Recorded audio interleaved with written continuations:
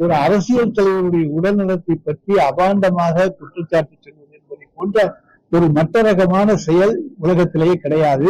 அதை இன்றைக்கு எடப்பாடி பழனிசாமி செய்து கொண்டிருக்கிறார் என்று சொன்னால் தோல்வி என்பது அவர் கண்ணுக்கு இன்றைக்கு தெரிந்து கொண்டிருக்கிறது. மீண்டும் முதல்வர் ஸ்டாலின் மருத்துவமனை செல்வார் என முன்னாள் முதல்வர் எடப்பாடி பழனிசாமி அவர்கள் கூறியதற்கு அமைச்சர் ரகுபதி பதிலடி கொடுத்துள்ளார். கையிலாதவர்களுக்கு கை கொடுத்த அரசாங்கம் அதிமுக அரசாங்கம். காலோட போனா கால் இல்லாத வர்றாங்க திமுகவில், காலோட போனா கால் இல்லாத வராங்க, உயிரோட போனா இந்த கால்பந்து வீராங்கனமே உயிரிழந்தா வராங்க. இப்படிப்பட்ட ஆட்சி தேவையா? அதே போல இன்றைக்கு ஸ்டாலின் அவர்கள் என்ன பேசுறதுன்னு அவருக்கு தெரியல. பாவம், எப்பொழுது பார்த்தாலும் என்னை பத்தியே சிந்திச்சு பேசுறார். எடப்பாடி பழனிசாமி பஸ்ஸை தூக்கிட்டு ஊர் ஊரா போறாங்க. நான் போன உனக்கு என்னப்பா கஷ்டமா இருக்குது? நான் ஊரா போனா உனக்கு என்ன கஷ்டமா இருக்குது? உங்களுக்கு எதுக்கு வலிக்குது? உங்களுக்கு எதுக்கு எரிச்சல் வருது? இவ்வளவு மக்கள் வெள்ளத்தை பார்த்த உடனே இன்றைக்கு மீண்டும் ஆஸ்பத்திரி போனாலும் போயிடுவார். ஏன்னா அருமை சகோதரர் நாகேந்திரன் இங்க என்னோட பேசிட்டாரு. இதையெல்லாம் பாப்பாரு நினைக்கிறேன். இப்ப லைவ்ல போயிட்டு இருக்குது. இதெல்லாம் பார்த்தா இன்றைக்கு கோயில்பட்டி நகரமே குலுங்கிட அளவுக்கு மக்கள் வெள்ளம். இந்த காட்சி பார்த்தா அவரால் தாங்க முடியுமா? அதுவும் அறிவிச்ச நாகேந்திரன் என்னுடனே இருந்து அவரும் பேசிட்டார்.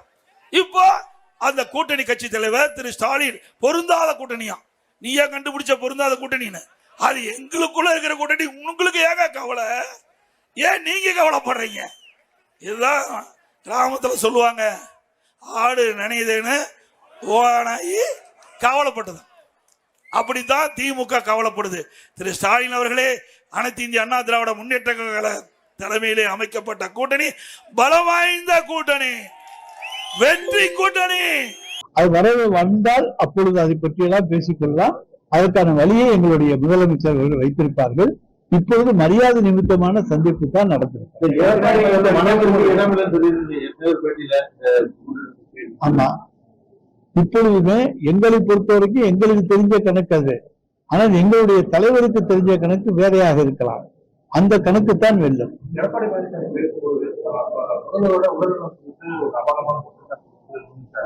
அதாவது ஒரு அரசியல் தலைவருடைய உடல்நலத்தை பற்றி அபாண்டமாக குற்றச்சாட்டு சொல்வது என்பதை போன்ற ஒரு மற்ற ரகமான செயல் உலகத்திலேயே கிடையாது.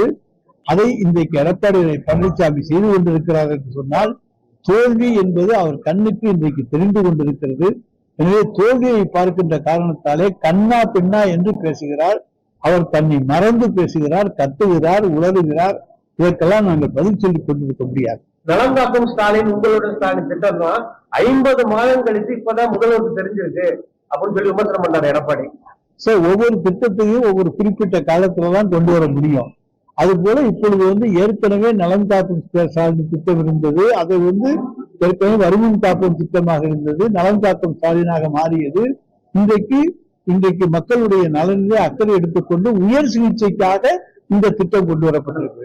ஏற்கனவே அடிப்படை வருமன் காப்போம் என்பது அடிப்படை நோய் ஏதாவது இருக்கிறதா என்று கண்டறிவதற்கு.